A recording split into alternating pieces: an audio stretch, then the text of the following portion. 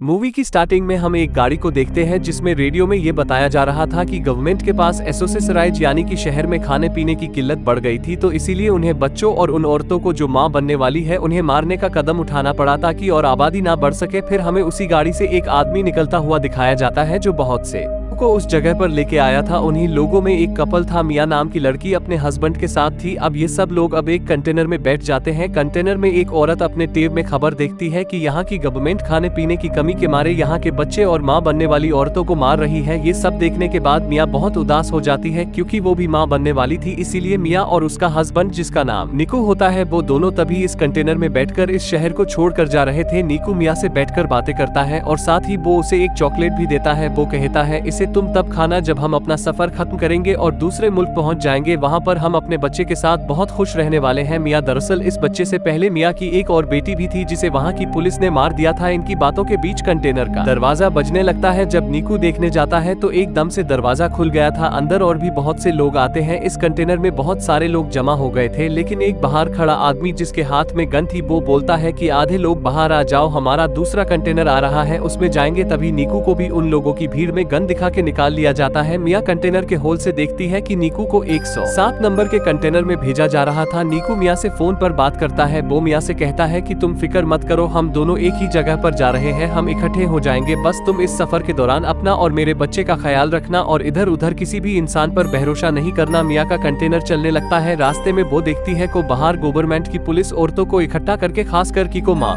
बनने वाली है उन्हें मार रही होती है। कुछ देर के बाद कंटेनर रुक जाता है। मियां होल से देखती है कि कुछ ऑफिसर्स ने कंटेनर को तलाशी के लिए रोक लिया था। अब कंटेनर को जब खोल के चेक लिया जाता है तो उन्हें वो पूरा खाली मिलता है क्योंकि इस कंटेनर में अंदर छुपने की खुफिया जगह थी जहां सभी लोग छुप गए थे। तभी ऑफिसर जब गोली चलाता है तब उसे भी पता चला जाता है कि अंदर खाली बहुत सी जगह है। अब पुलिस वाला बोलता है कि देखो खुद ही सब लोग बाहर आ जाओ वरना तुम्हें ऐसे ही मार दिया जाएगा। ये सुनकर मियां उस कंटेनर के अंदर रखे डब्बों के ऊपर चढ़ गई थी। तभी वही एक लड़की जान बचाने की खातिर दरवाजा खोल देती है। जैसे ही वो बाहर आती है वैसे ही ऑफिसर ने गोली चला दी थी और फिर एक एक करके सबको मार दिया जाता है। ऑफिसर सबको खत्म करने के बाद सबको ये ऑर्डर देता है कि इन सभी लाशों को ठिकाना लगाकर इसको साफ करके सिर्फ में भेज दिया जाए। ऑफिसर के आदमी ऐसा ही करते हैं। अब मियां जो को ऊपर की तरफ जाके छुप गई थी, अब वो नीचे आती है और नीकू को फोन लगाकर बात करने की कोशिश करती है, मगर नीकू का फोन बंद आ रहा था जिससे मियां बहुत ज्यादा परेशान हो गई थी। फिर वो वहां उन मरे हुए लोगों के सामान को देखने लगती है जो कंटेनर में थे। उसे एक बैग में ड्रिल मशीन और चाकू और लाइट मिलती है और भी बहुत सी चीजें थी। मियां का कंटेनर शिफ्ट में रखवा दिया जाता है। अब रात भी हो चुकी थी। तभी समुद्र में तूफान आ जाता है जिसकी वजह से मियां का कंटेनर जोर जोर से हिलने लगता है और वो मदद के लिए बहुत चिल्लाती है, मगर यहाँ उसकी आवाज सुनने वाला कोई नहीं था। कंटेनर अब और भी जोर जोर से हिलने लगा था। इस वजह से मियां का सिर एक बॉक्स से टकरा जाता है जिससे वो बेहोश हो गई थी। अब सुबह होती है और उसे होश आता है तो वो देखती है कि उसका कंटेनर बाकी कंटेनर्स की तरह डूब रहा है। वो नीकू को कॉल करने की भी कोशिश करती है मगर उसका फोन भी टूट चुका था। तभी पास में से ही उसे बहुत सी आवाजें आ रही थी। वो पास में ही कंटेनर के अंदर बंद लोगों को आवाजें थी जो मदद के लिए शोर मचा रहे थे। तब वो अपने कंटेनर के होल से देखती है कि 107 नंबर वाला कंटेनर पानी में डूब गया है जिसमें नीकू था। अपने हस्बैंड की ऐसी मौत देखकर बहुत ही ज्यादा टूट चुकी थी। वो सोचती है कि अब नीकू ही नहीं रहा तो मैं जिंदा रहकर क्या करूंगी, इसीलिए वो खुद को भी मारने की कोशिश करती है। तभी उसे अपने बच्चे का एहसास होता है। वो अपने बच्चे के बारे में सोचने लगी थी, इसलिए वो मारने का इरादा बदल लेती है। वो सोचकर बहुत खुश हो रही थी कि बहुत जल्द उसका और निकू का बच्चा आने वाला है। यही सोचते सोचते वो सो जाती है। अब वो सुबह को जब उठती है तो उसके कंटेनर के अंदर पानी भरने लगा था। वो डूब रही होती है। वो पानी से निकलने की बहुत कोशिश करती मगर नहीं निकल पाती है। तभी उसकी आंख खुल जाती है। मतलब ये सब उसका एक सपना था। अब वो कंटेनर के अंदर रखे डिब्बों को खोलकर देखती है जिसमें से उसे बहुत सारे प्लास्टिक के डिब्बे मिले थे। वो उन प्लास्टिक का इस्तेमाल करके उस कंटेनर के होल्स को बंद करती है जिसमें पानी आ रहा था। साथ ही वहां पर मिले और भी सामान को इस्तेमाल करती है। उसने कंटेनर को रहने के लायक बना लिया था। अगले दिन मियां का फोन बजता है जो कि निकू का था। वो उसे बताता है कि मुझे 107 नंबर वाले कंटेनर से निकाल लिया गया था, तुम फिक्र नहीं करो मियां, मैं जिंदा हूँ। मियां उसे अपने बारे में बताती है और कहती है कि नीकू मैं कंटेनर में फंसी हुई हूँ जो समुद्र के बीचों बीच है। तभी नीकू कहता है तुम फिक्र नहीं करो, मैं तुम्हें ढूंढ लूंगा, बस तुम अपना बच्चे का ख्याल रखना क्योंकि गवर्नमेंट की वजह से हम वैसे भी अपने अपनी बेटी को खो चुके हैं। मियाँ नीकू से बात करके थोड़ा सुकून में आ गई थी कि वो जिंदा है। अब वो कंटेनर में लोगों का बचा हुआ खाना तलाश करती है और उसे बहुत ही संभाल के इस्तेमाल कर रही थी। एक रात फिर समुद्र में तूफान आ जाता है जिससे मियाँ बहुत ही ज्यादा घबरा गई थी। तभी उसे दर्द महसूस होता है। तभी उसका बच्चा कंटेनर में ही पानी के अंदर पैदा हो गया था। उसने उस तकलीफ को बिल्कुल अकेले बर्दाश्त किया। मियाँ की यहाँ बेटी हुई थी जिसे देखकर वो बहुत खुश होती है। उसने उसे गले लगा लिया था। वो अपनी बेटी का बहुत ख्याल रखती है। धीरे धीरे मियाँ भी ठीक हो गई थी मगर उसके पास पड़ा खाना भी खत्म होने लगा था। वो सोचती है कि वो आखिर कब तक इस कंटेनर में बंद रहेगी। फिर उसे अपने सामने पड़ी ड्रिल मशीन नजर आती है। वो उस ड्रिल मशीन को लेकर वो कंटेनर से बाहर निकलने का रास्ता बनाने लगती है। तभी उसकी बेटी भी रोने लगी थी। वो नीचे आती है और अपनी बेटी को संभालने लगती है। अगले दिन मियाँ फिर से रास्ता बनाने का काम करती है मगर अब ड्रिल मशीन भी बंद हो गई थी। तभी मियाँ ने हिस्से में आकर उस ड्रिल मशीन को फेंक दिया था। तभी उसे चाकू नजर आता है। वो उस चाकू का इस्तेमाल करती है मगर अब चाकू भी टूट गया था। अब मियाँ देखती है अब ना तो उसके पास पीने के लिए पानी बचा था और ना खाने के लिए खाना। उसकी हालत बहुत ही ज्यादा खराब थी। वो बेहोश हो जाती है। उसे बेहोशी की हालत में अपनी बेटी नजर आती है जिसको सरकार ने मार दिया था और उसे अपने पास निकू भी महसूस होता है जो उससे बोल रहा था कि मियाँ इसमें तुम्हारी कोई गलती नहीं, तुमने बहुत कोशिश की। तभी मियाँ के ऊपर बारिश का पानी गिरता है। उसे होश आ गया था। अब वो एक कपड़े को फंसाकर कंटेनर के उस हिस्से को खींचती है जिसमें उस होल किए थे। मियाँ की मेहनत रंग ले आई थी। रास्ता खुल जाता है। वो पहले तो पीने के पानी को डिब्बों में जमा करती है। फिर वो जब बाहर आती है तो वो देखती है कि उसका कंटेनर समुद्र के बिल्कुल बीचों बीच था। उसे दूर दूर तक कोई नजर नहीं आता। अब वो अपनी बेटी को लाकर आसमान और समुद्र दिखाती है और कहती है कि हम यहाँ से जरूर निकलेंगे। तभी उसे समुद्र में मछलियाँ नजर आती है। मियाँ को ये देखकर एक आइडिया आता है। वो मछली पकड़ने वाला एक कांटा बनाती है जिससे वो मछलियाँ पकड़ने की कोशिश कर रही थी मगर उससे एक भी मछली नहीं पकड़ी जाती। मियाँ बहुत थक चुकी थी और वो ऊपर ही लेट जाती है। तभी उसे आसमान में एक एरोप्लेन नजर आता है। तभी मियाँ जल्दी से कंटेनर के अंदर जाकर शीशे का टुकड़ा लाती है ताकि वो उस शीशे के टुकड़े से उस प्लेन वाले को सिग्नल दे सके। लेकिन जल्दी जल्दी में उसके पैर में चोट लग जाती है। लेकिन वो हार नहीं मानती है और उस शीशे के टुकड़े को लाकर उस पर उसका अश्क प्लेन की तरफ करती है। लेकिन वो प्लेन दूर जा चुका था। वो मायूस होकर नीचे आ जाती है और अपने जख्म को सिलकर उसमें पट्टी बांध लेती है। साथ ही उसे अपने पास बहुत सारे ईयरफोन्स पड़े मिलते हैं। अब वो सारी रात जाकर ईयरफोन्स की तारों का इस्तेमाल करके ईयरफोन्स की तारों का एक जाल बनाती है। अगली सुबह वो उस जाल से मछली पकड़कर अपना पेट भरती है। वो कई दिन तक इसे ही मछलियाँ पकड़ती और अपना पेट भरती। उसने अपने पास पड़े डिब्बों में भी मछली पकड़ कर रख ली थी। वो रोजाना अपना नंबर लिखकर प्लास्टिक के डिब्बों में बंद करके बहा दिया करती थी ताकि कोई तो उसकी मदद के लिए आए। एक रात उसे निकू का फोन आता है। वो बोलता है कि मियाँ मुझे माफ कर दो, मैं तुम्हें बचाने नहीं आ सका। हमारे कंटेनर को पुलिस ने पकड़ लिया है, मुझे गोली लगी। मियाँ बोलती है कि नीकू हमारी बेटी हुई है जो बिल्कुल तुम्हारी जैसी है। वो उसे अपनी बेटी की आवाज भी सुनवाती है। तभी उसका फोन बंद हो गया था। मियाँ बहुत रोटी है और कंटेनर के ऊपर ही सो गई थी। उसे कंटेनर में रहते 32 दिन गुजर जाते हैं और अब उस कंटेनर में जो भी सामान था वो मियाँ ने इस्तेमाल कर लिया था जो उसके काम आ सकता था। वो कंटेनर के ऊपर डिब्बों का इस्तेमाल करके एक छोटी सी कश्ती बनाती है जिसमें उसने अपनी बेटी को लेटा दिया था और वो मछली पकड़ती है। फिर उसे एक परिंदा नजर आता है जिसे देखकर वो सोचती है कि आसपास जरूर खुशकी होगी। थोड़ी देर में रात भी हो जाती है। मियाँ तभी मियाँ के कंटेनर में पानी भरने लगा था। उसकी बेटी की तस्वीर पानी में गिर जाती है। मियाँ जब उसे लेने जाती है तभी उसका पैर रस्सी में फंस गया था। ऊपर से उसकी बेटी की छोटी कश्ती पानी में बह गई थी। वो अपने पैर को जैसे निकलकर बाहर आती है। अब उसे अपनी बेटी कहीं पर भी नजर नहीं आती। वो पगलों की तरह उसे यहाँ वहाँ ढूंढ रही थी जो उसे कहीं पर भी नहीं मिलती। दूसरी तरफ मियाँ की बेटी के पास एक बहुत बड़ी बैल मछली आती है जो उस पर पानी गिरती है तो वो रोने लगी थी। अब मियाँ उसकी आवाज सुनकर उसके पास पहुँचती है। वो अपनी बेटी से बोलती है कि मैं सिर्फ तुम्हारी वजह से जिंदा हूँ, असल में तो तुमने मुझे बचाया है। इतना बोलकर इसी कश्ती का सहारा लेके सो जाती है और अब सुबह होती है और अब मियाँ की आंखें खुलती है तो वो एक डिब्बा खोलकर एक मछली खाती है जो उसने कश्ती के साथ डिब्बे बांधे हुए थे। मियाँ अपनी बेटी को देखकर कहती है हमने वो सब किया जो हम कर सकते थे, असल में तो तुमने मेरी जान बचाई है। तभी मियाँ आसमान में कुछ परिंदे नजर आते हैं। तभी वो उनके लिए मछली फेंकना शुरू करती है। तभी वहाँ इर्द गिर्द बहुत सारे परिंदे इकट्ठे हो जाते हैं। तभी दूर से एक बोट में एक लड़की की नजर उन परिंदों पर जाती है। तभी वो अपने डेट से उधर की तरफ बोट को ले जाने के लिए बोलती है। तभी जैसे ही वहाँ पर जाते हैं तभी उन लोगों को मियाँ की लड़की मिलती है। वो लड़की उस कश्ती को देखकर सोचती है कि इतना प्यारी बच्ची को इस पानी में किसने छोड़ दिया। तभी उन्हें मियाँ की बेटी की कश्ती से एक रस्सी बंधी दिखती है। जब वो उस रस्सी से खींचना शुरू करते हैं तो उसमें से एक मियाँ बाहर आती है। उसने दरअसल इस रस्सी को अपने हाथ से बांध लिया था। वो मियाँ को ऊपर खींच लेती है। वो लड़की उसे बचाने की पूरी कोशिश करती है क्योंकि मियाँ बेहोश हो चुकी थी। वो लड़की उसे बचाने की बहुत कोशिश करती है क्योंकि वो पानी में पड़े रहने के मारे उसकी सांस बंद हो चुकी थी। लेकिन मियाँ जैसे ही अपनी बेटी की रोने की आवाज सुनती है तो उसे होश आ जाता है। मियाँ उनसे बोलती है कि मेरी बच्ची कहाँ है। वो लड़की मियाँ की गोद में उसकी बेटी को दे देती है। तभी उस लड़की के डेड मेडिकल मदद बुला रहे थे। मियाँ इस चीज को देखकर बहुत खुश थी कि उसकी और उसकी बच्ची को जान बच गई है। फिर वो अपनी नई जिंदगी के बारे में सोचकर रोने लग जाती है। मिया ने बहुत सी मुसीबतों का सामना किया था, आखिरकार उसने अपनी बेटी की जान को बचा लिया। माँ बनने की ताकत ने उससे हर वो काम करवाया जिसके बारे में उसने कभी सोचा भी नहीं था। उसने एक बहादुर लड़की की तरह कंटेनर में इतने दिन गुजारे। मिया की इसी बहादुरी को दिखाते हुए इस फिल्म का एंड हो जाता है।